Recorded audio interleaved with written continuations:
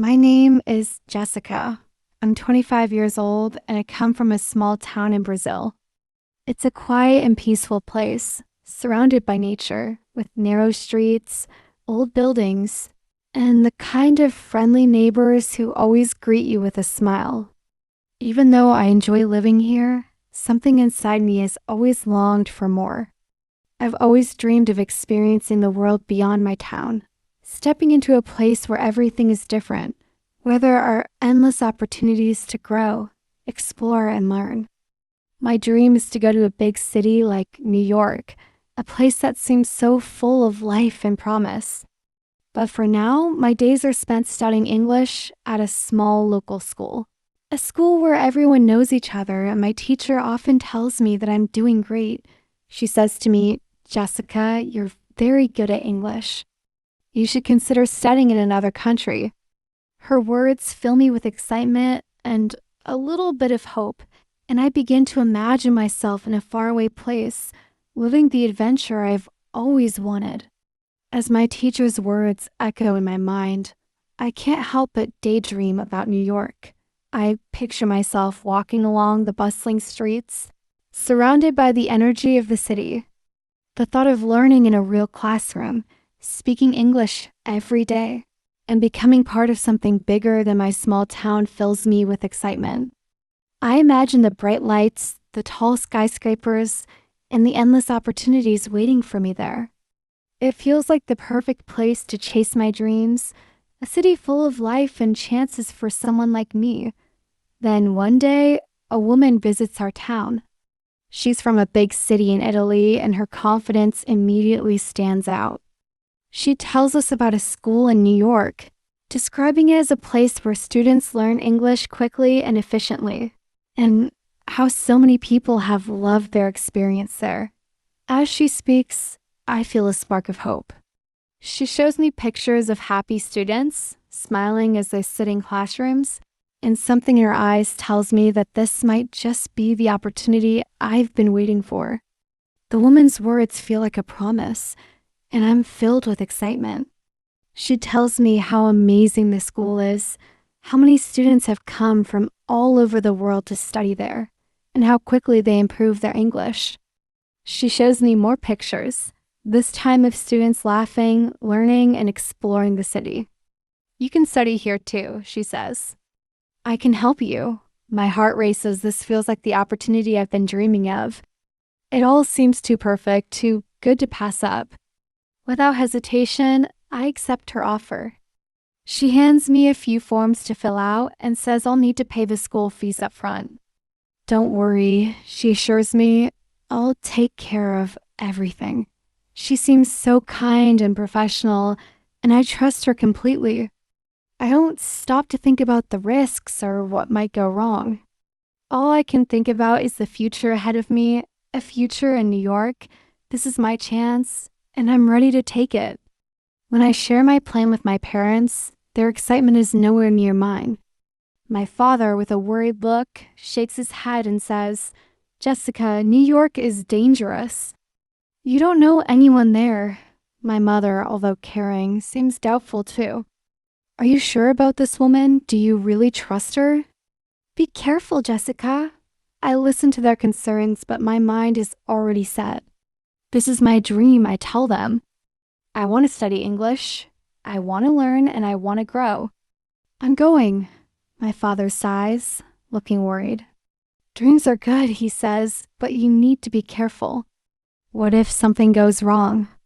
I smile at him, trying to reassure him. "Nothing will go wrong, Dad. I'll be careful, I promise." Despite their worries, I feel a surge of determination. This is my chance, and I won't let anything stand in my way. For days, I can't stop thinking about New York. I spend hours scrolling through pictures of the city on my phone, the tall buildings, the yellow taxis zooming through busy streets, and the bright lights that seem to light up the whole city. It all feels so exciting, so full of possibilities. I tell my best friend Sophia all about my plan, and to my surprise, she immediately gets on board. "That sounds amazing, Jessica. I want to go with you.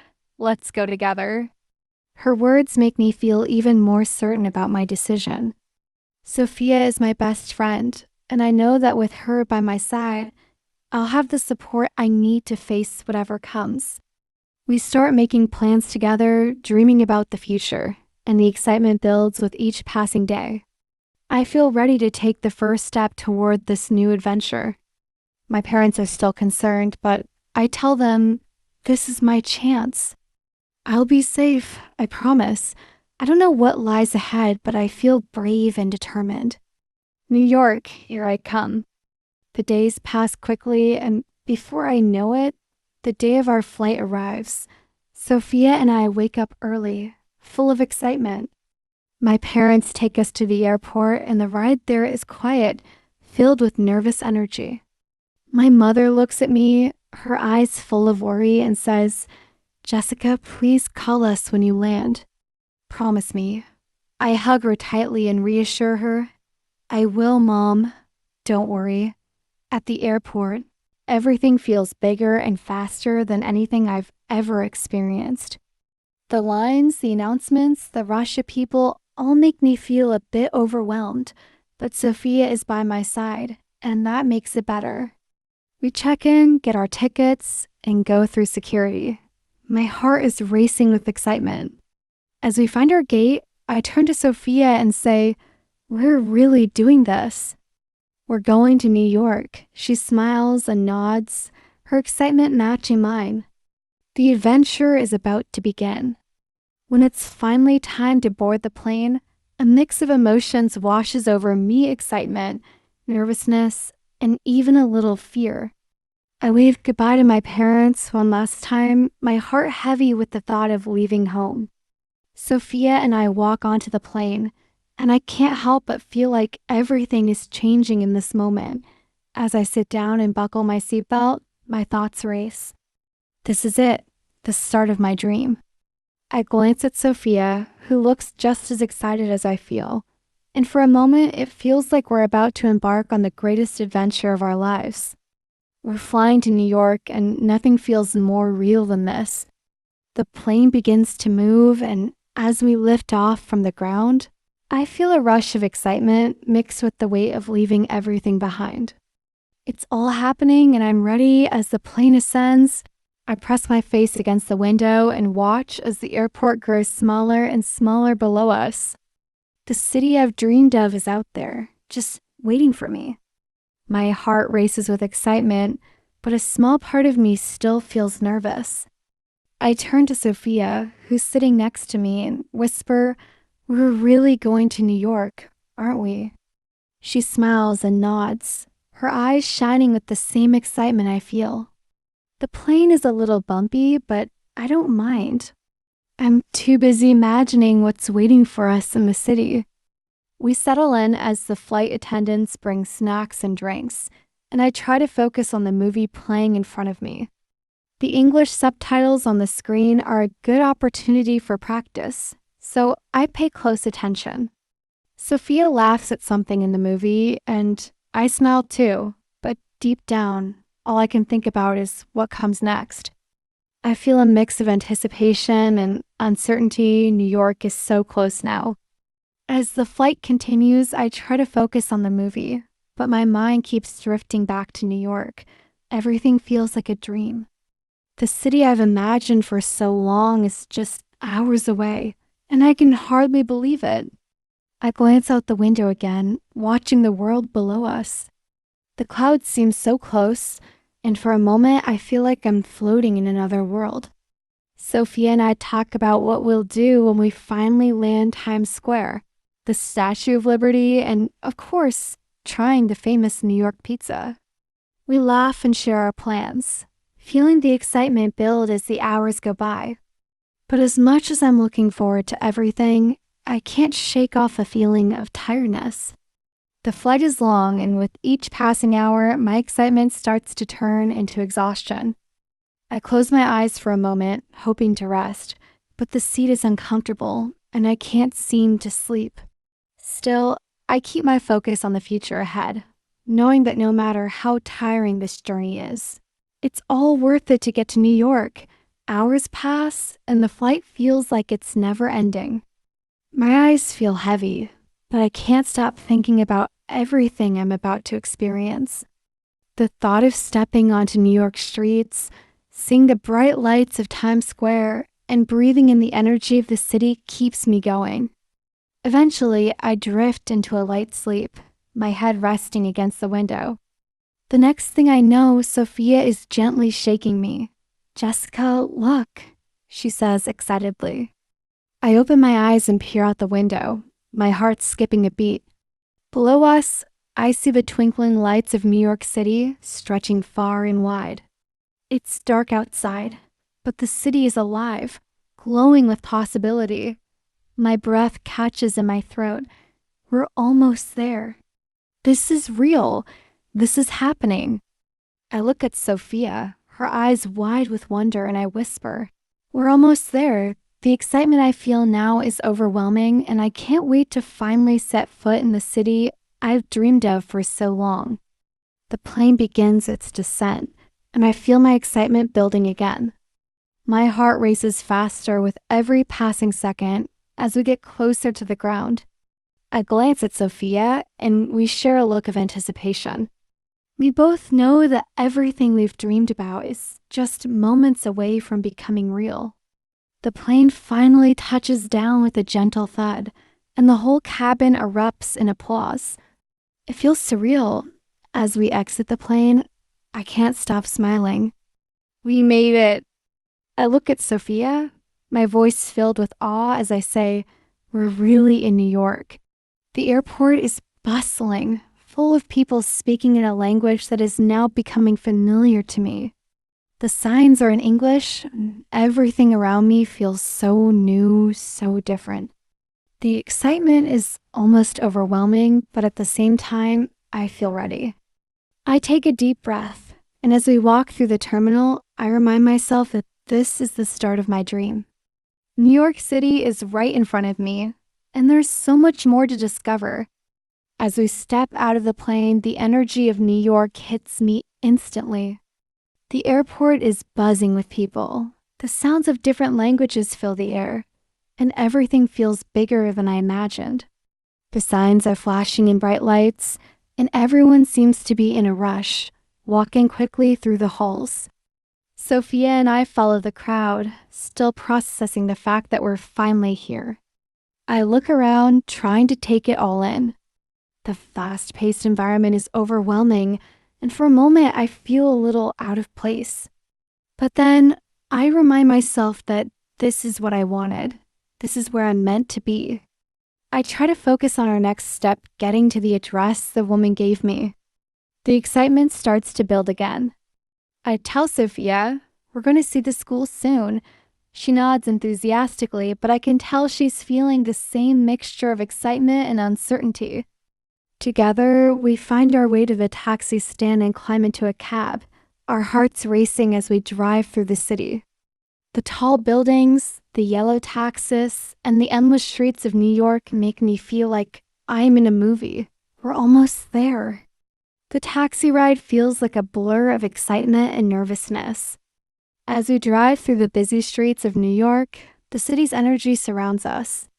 The buildings tower above, and I can't help but stare out the window, amazed by the chaos and beauty of it all. Sophie and I chat quietly, our voices full of anticipation. We talk about the school, wondering what it will be like, imagining the classrooms and the people we'll meet. The closer we get to our destination, the more real it all becomes. I remind myself that this is the moment I've been waiting for, the opportunity to learn, to grow, to chase my dream. The taxi finally pulls up to the address the woman gave me, and my heart skips a beat. I look at the building and something doesn't feel right. It's old, much older than I expected, and it seems strangely quiet. I check the paper again to make sure we're in the right place. This has to be it. But as I stare at the building, doubt starts creeping in. Something feels off. I glance at Sophia, who looks just as confused as I feel. We take a deep breath and walk up to the door. ready to face whatever is next. We knock on the door, but no one answers. We stand there for a few moments, looking at each other in confusion. I pull out my phone and try calling the woman, but the call doesn't go through. My stomach twists with unease. This can't be happening. I try to stay calm, telling myself that maybe it's just a mistake or a misunderstanding, but deep down I know something is wrong. We stand there for what feels like forever, unsure of what to do next. With no answers and no one to help us, a sinking feeling takes over me. My mind races as I realize the truth. This isn't the school I imagined, and the woman's promises were all lies. I turn to Sophia, my voice shaky as I say, "This is a scam." My hands tremble as I check my bag to find that the money I had saved is gone. The realization hits me hard. We've been tricked. My heart breaks as I look at Sophia, both of us lost in this moment of disbelief. What now? What do we do next? We stand there in shock, trying to make sense of what just happened. My hands are shaking and my mind is spinning. We didn't come all this way to end up empty-handed, stranded in a foreign city with nothing. I feel the weight of my parents' warnings in my chest. Why didn't I listen? I want to cry, to scream, but instead I take a deep breath and tell Sophia, we need to figure this out. We walk aimlessly down the street, looking for any sign of hope, any place where we can start over. We find a small cafe, and as we sit down, a kind waiter notices our troubled faces. He asks if everything is okay, and I explain what happened, my voice breaking. He listens, shakes his head, and offers us a small comfort, some free coffee, and advice on a cheap hotel nearby. "You should be careful in this city," he says. "It's not much, but it's something." We take the advice and head to the hotel, but when we ask about a room, the manager tells us we need to pay up front. We don't have the money, and without a choice, we leave. My heart sinks as we stand in the cold night air. Our plans have crumbled. We have nothing left, and no place to turn. My dreams of studying in New York now feel like a distant memory. The next morning, after a cold and sleepless night, Sophia and I sit on a bench in a quiet park. We feel lost, unsure of what to do. My phone feels heavier in my hand as I think about calling my parents. The weight of their concerns still lingers in my heart. Finally, with trembling fingers, I dial my dad's number. When he answers, his voice is calm, but I can hear the worry underneath. I explain everything, how we were scammed, how we've been left with nothing. His silence speaks volumes, and then he says, "Why didn't you listen to me, Jessica?" The guilt cuts through me, but I know he's right. "I'm sorry, Dad. I didn't know." But despite his disappointment, he offers me the support I need. "I'll send you money," he says. "Find a safe place and take care of yourselves." His words are a lifeline. I thank him, and a sense of relief washes over me. With his help, Sophia and I manage to find a small, inexpensive hostel, and for the first time in days, we can rest. That night, as I sit down to write in the notebook my mom gave me, I realize that my journey, though filled with mistakes, is far from over. I've learned a hard lesson: dreams can be fragile, and you must be careful with them. But I've also learned that family will always be there for you, no matter how far you go. I may have been lost for a while, but now I know I'm on the right path again. The adventure isn't over. It's just beginning.